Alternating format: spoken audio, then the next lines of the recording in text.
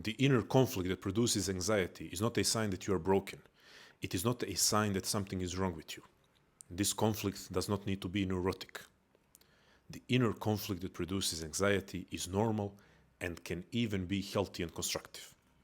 Let me start explaining this by quoting Rollo May, the great American existential psychologist and the founder of existential psychotherapy. I will be quoting from his book, The Meaning of Anxiety, by far the most comprehensive analysis of anxiety ever written.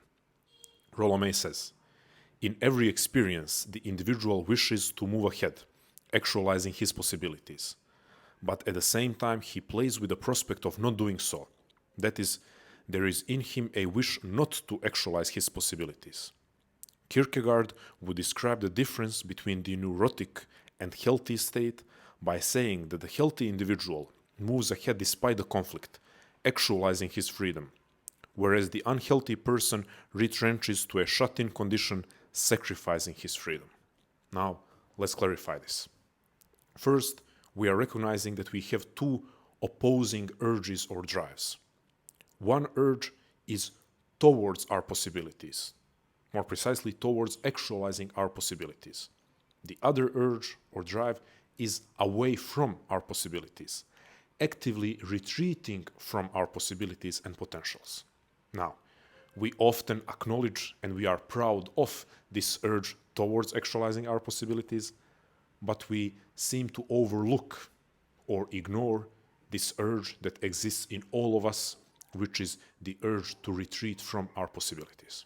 We might ask, or we should ask, why would we want to run away from or retreat from our possibilities? Because that is the source of the conflict. The conflict exists because you have two opposing drives in you. But why would you want to run away from or to retreat from your possibilities?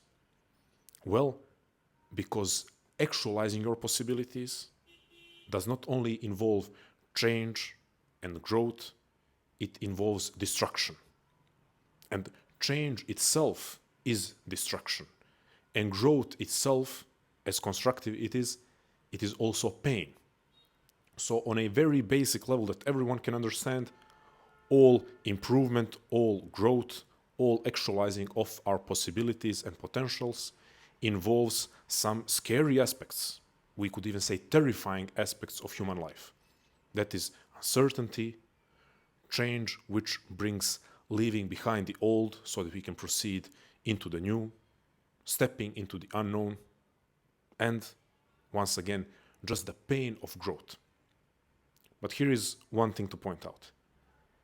Rollo May mentions Soren Kierkegaard, the great existential philosopher, and he says that Kierkegaard is talking about freedom, actualizing freedom versus sacrificing one's freedom.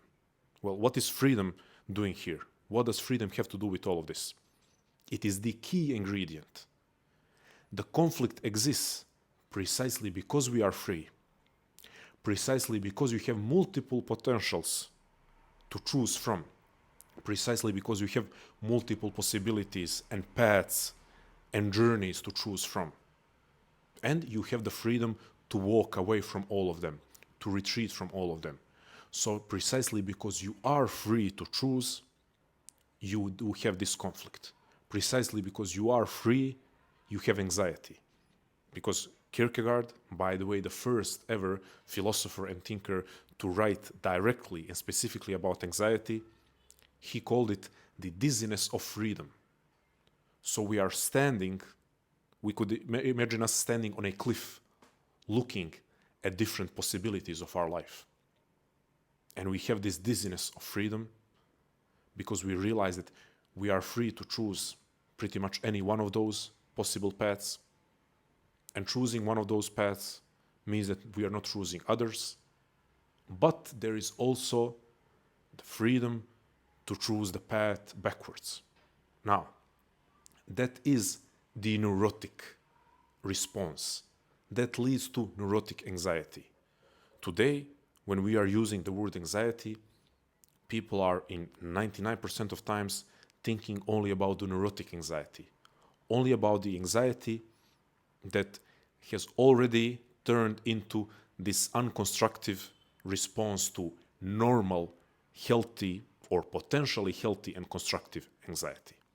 So we have the key or core element, which is freedom. Then we have possibilities. Well, that creates responsibility. Responsibility to do what? Responsibility to choose. And then the next is either healthy, constructive, or neurotic. Now, Kierkegaard and Rollo May, they were true existential mentors. When you read them, especially Rollo May, who was way easier to read than Kierkegaard, he is a mentor. He's that loving uncle, wise uncle that gives you full support and wants to empower you and encourage you, but also to call you out on your BS.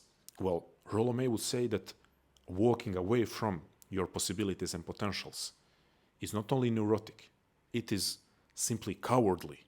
All of us can acknowledge how scary it is to step into the unknown, to destroy part of your current world to create a new life for yourself, to kill a part of your current or old self so that you can create and develop and become who you are supposed to become, to step into your new self, which is your higher self, which is that self that consists of your actualized potential.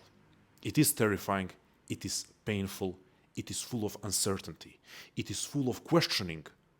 What if I chose the other path? Or the possibility of questioning is always there, but that's also a choice that we can make. Are we going to keep questioning, or are we going to keep moving forward?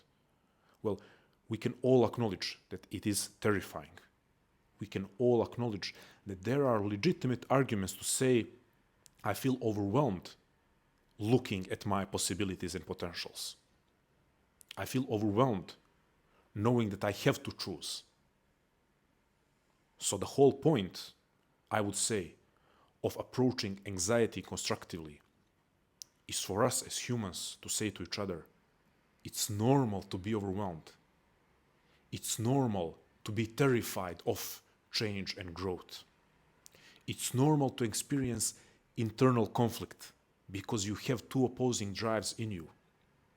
It means that you are human. Those two opposing drives don't mean that anything is wrong with you. Every single human has those two drives.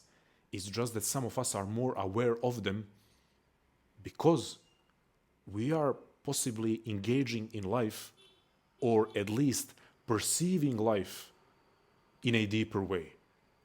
And therefore we are challenged in a way that is more straightforward. Some people, without trying to judge them, are sleepwalking through life. They're not necessarily noticing the conflict because they're not noticing the possibilities, and it feels for them like there is no choice to be made. So if you are feeling overwhelmed, I'm going to make an argument every time that it is a sign of you perceiving life in a deeper way and you either already engaging or trying to engage in life in a deeper way.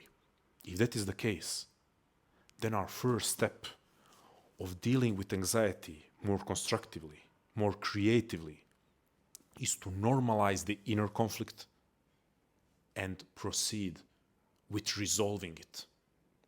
Not staying stuck at the level of just perceiving the conflict and thinking that it is a sign of us being broken. Acknowledging it, knowing that it's human, knowing that it's normal, and then proceeding to the next step. Acknowledging the freedom, acknowledging possibilities, and those two create responsibility. Accepting the responsibility and making the choice. And my question for you is, which choice are you going to make? Acknowledging, respecting, and honoring your potentials, no matter how scary it is to choose, no matter how much uncertainty there is down that path, or are you going to choose what Kierkegaard called a shut-in condition, what Rollo May would say is a cowardly existence of running away from all that is greatest in you? Let me know in the comments. Which choice are you making? As always, stay strong, love life, never feel sorry for yourself, light that raging fire in your heart, and always go beyond.